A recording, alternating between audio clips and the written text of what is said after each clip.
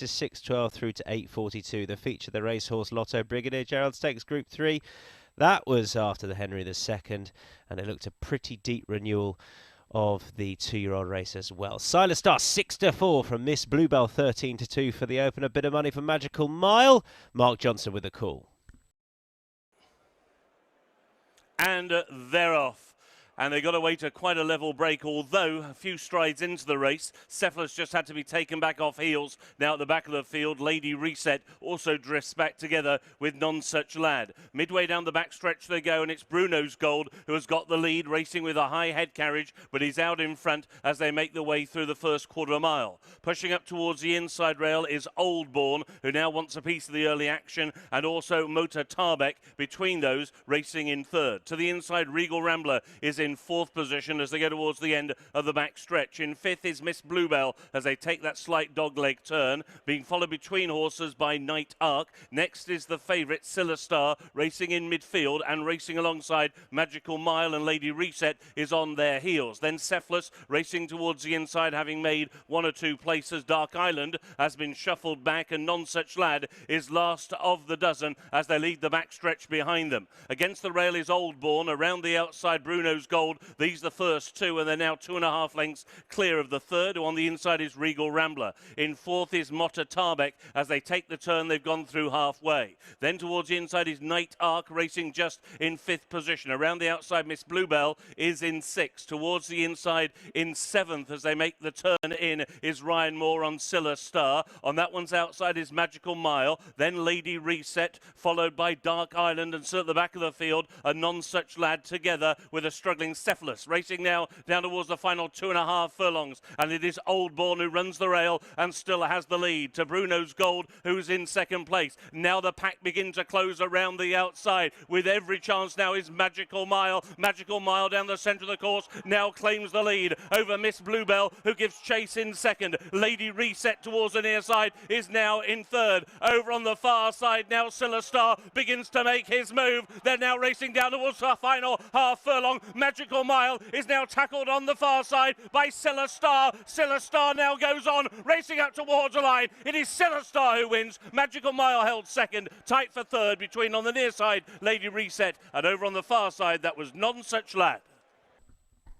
Silent Star wins 6-4 favourite Ryan Moore, Gary Moore in the colours of Silla Star Racing Syndicate. Magical Mile second, 8-1. None Such Lad third, 9-1. 1 3/4 lengths the winning distance, produced at the right time through the gaps as well. Last time we raced here, you didn't seem to want to be up near the rail, but this horse of those finishing up there has raced closest to it. May have been an advantage. Ultimately, it looked a pretty well-timed, well-fought-out ride from Ryan Moore to get the horse up to score quicker ground than last time as well, and no problem. He's a horse very much on the up for the Moors.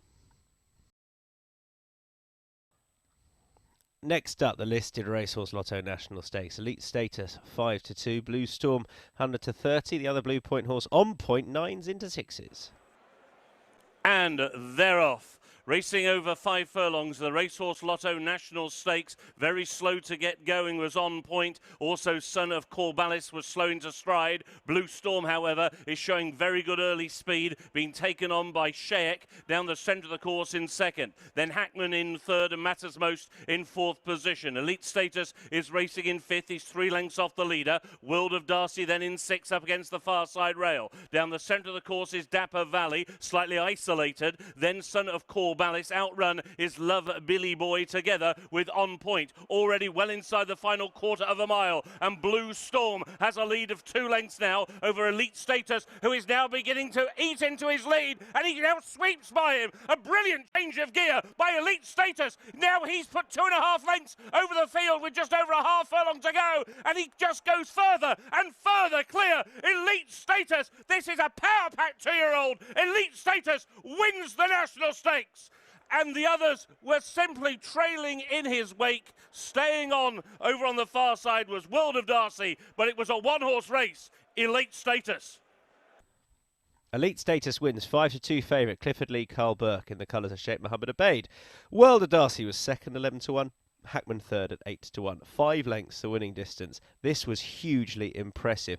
Right of shot, really unfortunate. You can see the horse in the yellow hat there. Rain snapped, and that was his chance gone. Elite Power has absolutely blitzed them, pinging clear. Showed a really good turn of foot. This was electric. You've got to mark this down as just about the best 2-year-old performance of the season. It was frighteningly good. He's very exciting. It looked spectacular from where we were standing. How did it feel? It felt brilliant. He's a lovely horse, still very green in himself when I hit the front, but no, he's done it nicely. But he's clearly a generous horse for all that he's a green horse. He's a very lovely horse, and he tries, he's very genuine.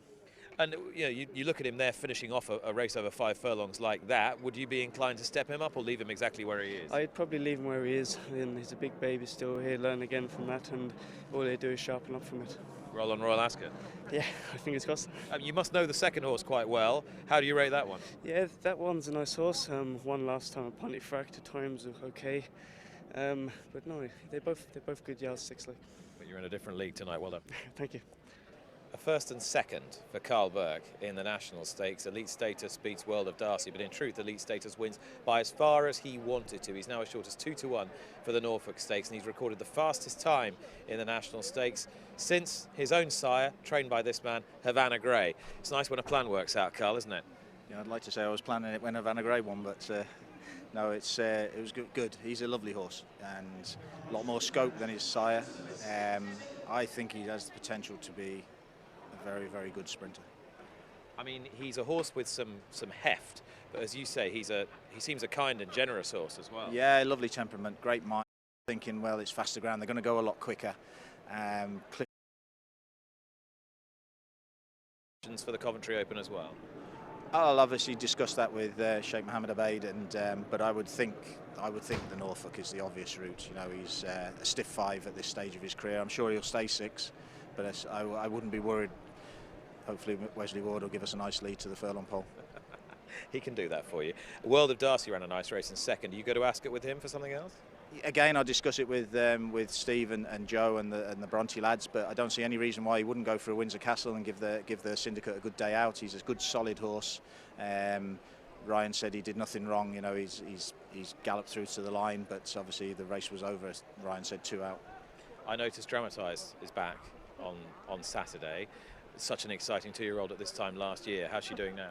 She's in great form. She worked nicely on Tuesday. Danny Tudor, who can't do the weight on Saturday, he came in and rode her on Tuesday, and you know she's getting there. This is a prep run for the King's Stand, but I'd be disappointed if she doesn't show some ability. Obviously, she's taking on older horses for the first time, and it'll be a different race for her. But I'll be very surprised if she doesn't show some ability. And in that division, of course, you've also got Marshman, who I thought ran really well up to a point in the Duke of York, saying, please drop me back to 5 furlongs. Is that what you're going to do? He's in the King's Stand. It's a discussion we have to have with Nick on Monday morning before the next forfeit stage for the King's Stand. He's also in the Commonwealth. We'll see what happens in the Sandy Lane on Saturday. He was a little. I'm not saying he would have won, but he would have been a couple of lengths or a length and a half closer if he'd have jumped. He didn't jump. He has a lot of natural speed, but again, he cruised into the race, and I thought he was just going to pick up, but he just faded that last 100 yards. So a drop back to a stiff 5 wouldn't be out of the question. I don't know how your blood pressure stands work mornings at your place with this lot. You didn't see me earlier in the week when things weren't going. They're in the gate, and they're off. Racing over 2 miles in the Group 3 Racehorse Lotto Henry II Stakes, and it is Nate the Great who will take them through the very early stages. Roberto Escobar racing up on his outside about a half length away in second, and then the French Raider Princess Anne in third. She's just a little bit keen on the heels of Nate the Great, with Sleeping Lion racing in 4th position at the end of the first furlong and a half. Enemy and Franchidatore last of the 5. So coming up past the stands, and a change to the lead as now Roberto Escobar and Richard Kingscott go on as they complete their first 3 furlongs.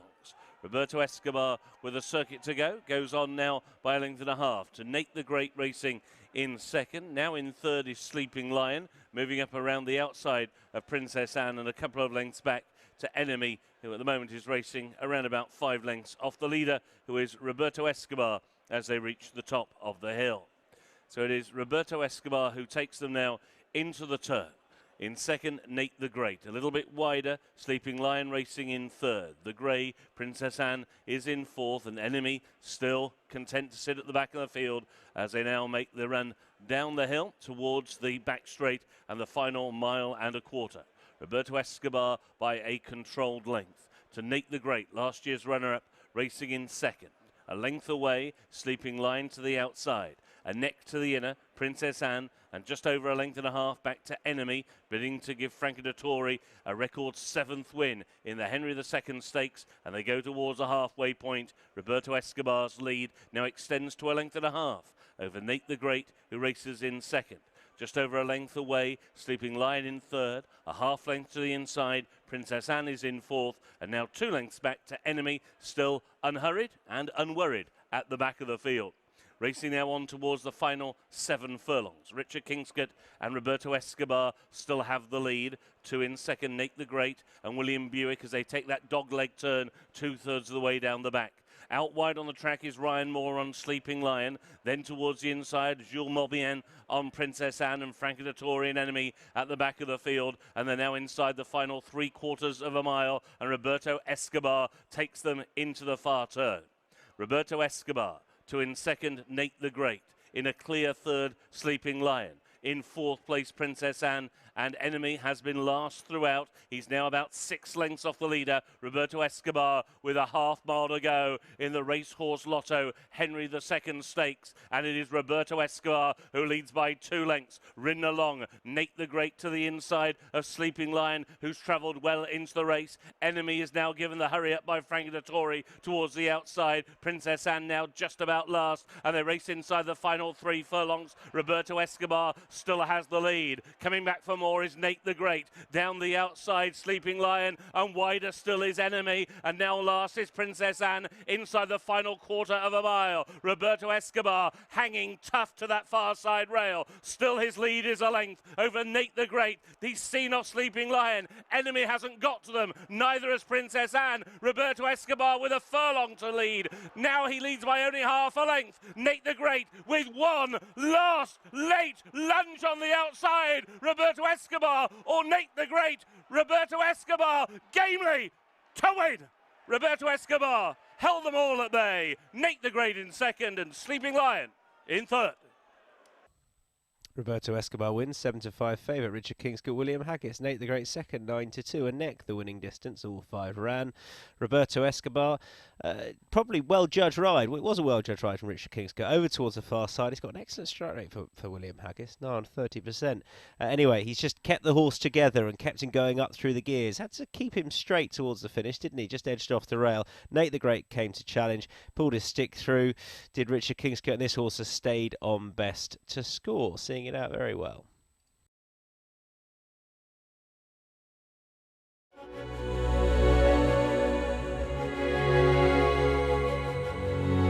The winning horse is a golf's horse. We've spoken about Enemy, who you from the outset, wasn't it? Yeah, Mr. Haggis was pretty confident he wanted me to make the run in, and I learned lots on this horse the last day I rode him. You know, so worked out well in the end. We've spoken about Enemy, who you've ridden an awful lot this winter, and the one reservation about him was, does he really get a full 2 miles? To what extent was that playing in your mind? Yeah, it's harsh on their connections that obviously I've ridden him, and you know, I think he probably is best at 1 mile and 6, and this stiff finish as well. I was able to get my lad up into top gear. You know, my lad's a very relaxed horse and doesn't do much but keep going. So I was able to get up through the gears nice and early and put them under pressure. He always strikes me as those quite unusual horses. He's not very quick, but he's quite high class, and he doesn't want the ground too soft, so it kind of slightly restricts your options. Yeah, I mean, as I say, he's very relaxed. Today was perfect. The ground's beautiful out there.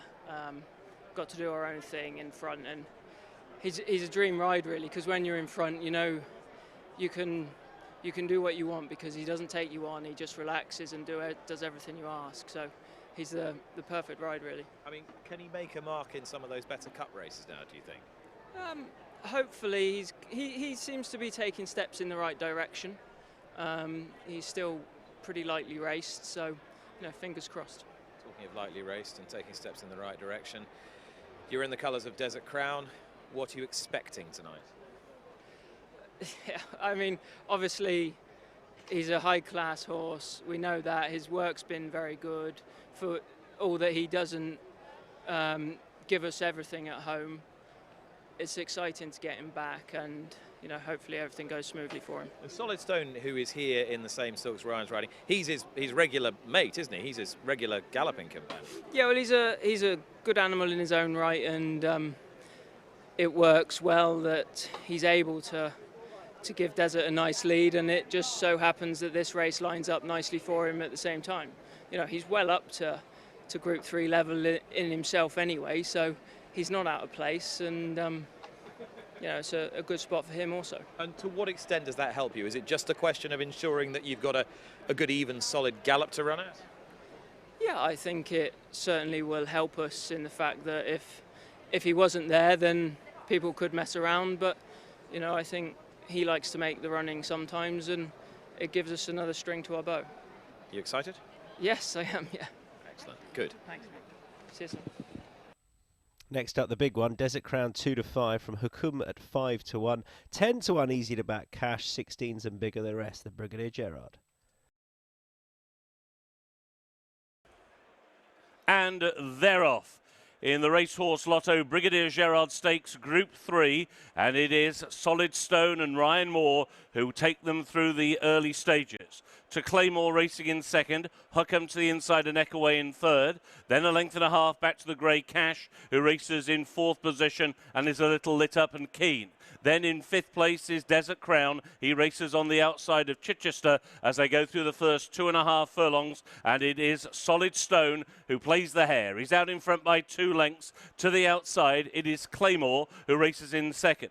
Huckham to the inside is in third as they take the dogleg turn. Cash racing in fourth. Then to the outside, Desert Crown, unhurried in the hands of Richard Kingscott, racing up on the outside of Chichester as now they race on towards the final 3/4 of a mile. And it's Solid Stone who still leads the way. He leads by about a length to Claymore, who will go into the turn racing in second. The Coronation Cup winner, Huckham to the inside, is in third. Cash racing in fourth. Chichester has now taken fifth, which means the Derby winner, Desert Crown, is now relegated to last of the 6 as they've gone through halfway and now racing on towards the final half mile of the Brigadier Gerard. And it is Solid Stone who leads by a length to Claymore in second position. Huckham travelling well in third in a bit of a pocket, looking for a bit of daylight now. On the outside is Cash, followed by Chichester, and Richard Kingscott now comes wide on Desert Crown. He has clear sailing, racing down towards the final 2.5 furlongs. They're quickening up. Solid Stone still just has the lead. Cash now begins to deliver a challenge, but Desert Crown has simply breezed into the race. Huckham, caught on heels, is back in fourth. They race now inside the final furlong and a half. Cash on the far side. Desert Crown to the near side. Desert Crown now ahead in front to Cash in second. Huckham now has got a clear run, but he's got a length and a half to find, and he's running out of time. Desert Crown. Huckham, though, is making giant inroads. Huckham down the wide outside is up in time, and Huckham wins. Beats Desert Crown into second, and in third, Solid Stone. Huckham wins at 5-1. Jim Crowley, Owen Burrows. Desert Crown second, 2-5 favourite, half a length the winning distance. Huckham, a first win over 10 furlongs for him. He showed pace to score over it. He staged very well. He was caught in a pocket on the rail. Perhaps Desert Crown made his challenge wider and on the worst part of the ground, but that's really finding excuses. He may have just needed it a bit more than Huckham, who was back from a nasty injury and pulled out of retirement. They'll be glad they did that. He's battled on really well to score, and we'll see what trips they're campaigned over going forward. That is a hell of a performance in so many respects. Just those last couple of furlongs for me from your perspective. He was very good. Obviously, he had been training well at home, and I even muttered the words to Owen, he's the best I've ever known the horse, and he almost got quicker at home. Obviously, he's won 1 mile and 6. I think the key is the ground's beautiful tonight. He just likes to get his toe in a fraction. The way the race was run, I was in a bit of a pocket being where I was drawn. And as I'm on 1.5 miles, I didn't really want to sit out the back on him. I just had to hope it would open up, and it didn't. And then the two boys came past me, they got racing, and then because he was in a pocket, he was filling up the whole way, and he showed a turn of foot that we haven't seen from him before. So it was a very, very good performance, in my opinion. 6 years old, to get another string to your bow, and after what we thought was a career-ending injury, that guy over your shoulder's done some job on him, hasn't he? Amazing job with him. You know, he's done well to get him back, and like I said, you saw what he could do in the coronation last year with a bit of juice in the ground, and things in his favour. He's top draw. Family serve you very, very well, Jim. Well done. Thank you. Richard Kingscote with me after Desert Crown's second placing in the Brigadier Gerard. Big expectations, Richard. Just talk me through the race from your point of view. Yeah, he was great. He moved well, got in a nice rhythm, settled good, moved up the straight well, picked up well, got there to the furlong pole. You know, he done everything perfectly, and a good horse has come and run him down. Is there just a possibility, however hard we try and analyse that we might just have seen two horses there who are going to dominate middle distance races this season between them? Yeah, I think they're both, you know, even before today, proven they're both very good horses, and you know, they've both been off a year by, you know, a couple of days, and you know, it was a good, very good comeback run. We'd have obviously liked to have won, but you know, I'm very happy with him. And you feel he can take a nice little step forward from that? Yes, I should think he will do, yeah. And in terms of distance, nicely at home over 10? Yep, you know, he showed the gear to go and pick them up. You know, critics may say I was there too early. I probably would say that myself, because I always do. But, you know, I think it was a very good horse that didn't get the smoothest of passages and still come and got us. But, you know, he looked very fit, the other horse, today, and well done to Connections. Thanks for your time. Thank you. Owen Burrows, the hero of the hour. He's brought Hookham back from what we believe to be a career-ending injury after the Coronation Cup last year to lower the colours of Desert Crown, no less, on their respective comebacks in the Brigadier Gerard. Owen, many congratulations. The smile on your rider, Jim Crowley's face, said it all. I mean, how does tonight make you feel? Look, it's yeah, a tremendous feeling, but it's, you know, it's not just me, it's a massive team effort. You know, the guys back at Shadwell done a wonderful job rehabbing him. You have to mention Ian Wright, who did the surgery sort of the following day, Derby Day, done a tremendous job.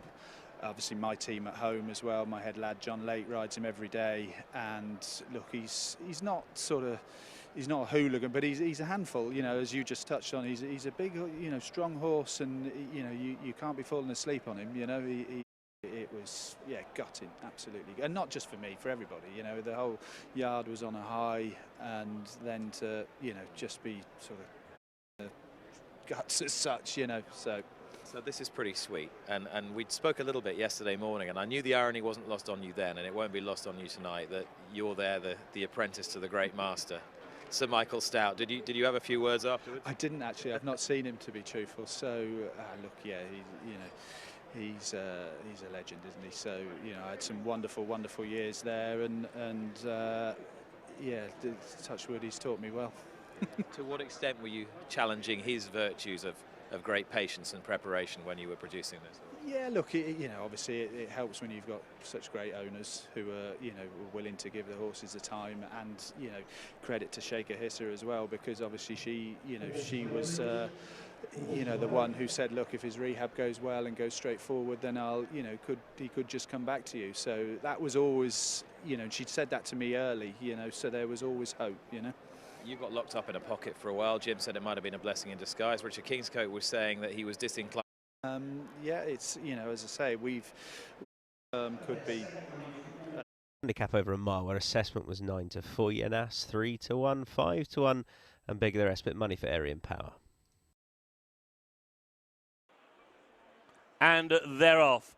And they have gone without number 3, Light and Dark, who got very het up in the stalls, and he was withdrawn. More of that after the race. And so there's just 9 of them now running over a mile in the Whitson Cup. And as they go through the very early stages, towards the wide outside is Quantico, and Quantico is now being taken on towards the inside by Azano as they now race on through the first furlong and a half.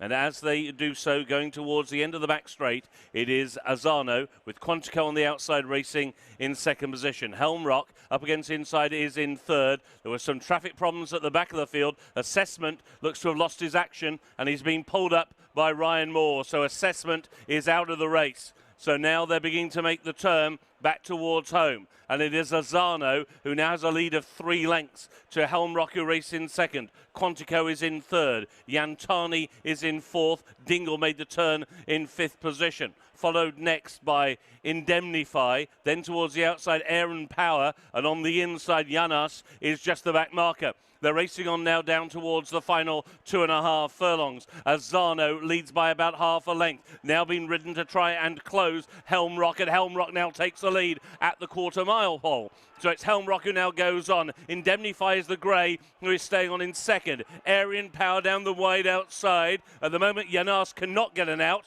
and they've now got a furlong to go. Indemnify on the near side. Over on the far side is Helm Rock. Indemnify and Ray Dawson now have a lead of an neck as they race up towards the line. It is Indemnify who's going to win the Whitson Cup. Indemnify in front. Helm Rock in second. Aryan Power, and very unlucky in the run was Yanas. Indemnify wins 17-2. Ray Dawson, Roger Varian. Helm Rock second, 5-1. Aryan Power third, 17-2. Assessment unplaced. He was pulled up. He did walk into the horse ambulance, so fingers crossed. The winner has come just off the rail, challenging on the wide outside. This is the point that Ray Dawson had to get really serious. He was edging over towards the rail, nearly inconvenienced the horse on his inner. Then Ray Dawson straightened him up, again sticking his left hand, and he's just stayed on really well to score. You always got the feeling he was going to come out on top. Last up, Greek Order 2-1 from Umberto 100 to 37-1 Island Star, 1 mile handicap. And they're off. They race over 1 mile, and as they break away from the stalls, Umberto was away alertly. So too Dutch Kingdom, having been restless in the stalls, but he's right up there in the early stages. Out very wide is New Dayrell, another one who's showing early speed. Prince of Zenda out wide is one of them who's taking extremely keen hold. So too is Dancing in Paris, another one who's wide and very keen. The market leader, Greek Order, is also taking a very keen hold. So too is NYRA. So 1 or 2 of these haven't settled at all through the first quarter of a mile, and it is New Dayrell who takes them into the far turn. New Dayrell has got the lead to Dancing in Paris, who is in second towards the outside. Dutch Kingdom races in third. Prince of Zenda, the light blue, is in fourth and he's 3 wide. Umberto is racing in 5th position. Then Star Player on the inside is in 6th. A length back to Greek Order, who is in 7th. Island Star made the turn in 8th position. Ashmore, the all royal blue, is next, followed by Marinara, who is quite wide into the home straight. Dream Pirate, then towards the inside is Garrick Street, who's only got a couple behind. Almarin is last but 1, and By the Dip is the back marker, last of the 14. 2.5 furlongs to go, and New Dayrell still has a lead of 1.5 lengths over Dancing in Paris in second. Umberto is in third. Greek Order now is staying on down the wide outside, and he's about to take third. He's going to go second shortly as they race now inside the final furlong. It is Greek Order, moves up now on the outside of Dancing in Paris. From a long way back, Island Star is putting in a very fast finish, but it is Greek Order who has got the lead, and it will be Greek Order in the nightcap. Tight for second between Dancing in Paris and on the outside Island Star. Greek Order wins 2-1 favourite Ryan Moore, Roger and Harry Charlton, their first winner since January in the Jumpmont colours. Dancing in Paris second, 12-1, Island Star third, 7-1, half a length the winning distance. He looks a smart horse. He was picked out very much as the paddock pick by our team on course. Yes, he was the favourite. You can see the size of him. He's got plenty of lung space in there, this son of Kingman. He's had to be kept straight late on, but he's still belied his inexperience to win this on handicap debut. It was a deep enough race on paper, and you hope that the winner in particular will go on to bigger and better things. Fourth, a bit unlucky. Winners then at Sandown Park. Greek Order took the last 2-1 favourite. We had 3 winning favourites kicking off the night. Sealer Star, Elite Status, Roberto Escobar. Elite Status was mighty impressive. Hukum got the better of Desert Order in the Brigadier. Gerard Indemnify took the 8-12 at 17-2. The best, or probably the most exciting winner of the night was the National Stakes winner, that Elite Status 5-2 favourite Blitz them. And you timed, well, it was quick enough ground. Obviously, Elite Status was on a different course out in the middle, but it was a good time. Hakum's time reflected the fact that it was the best quality race. Silas Star's time, not bad at all, but overall good race.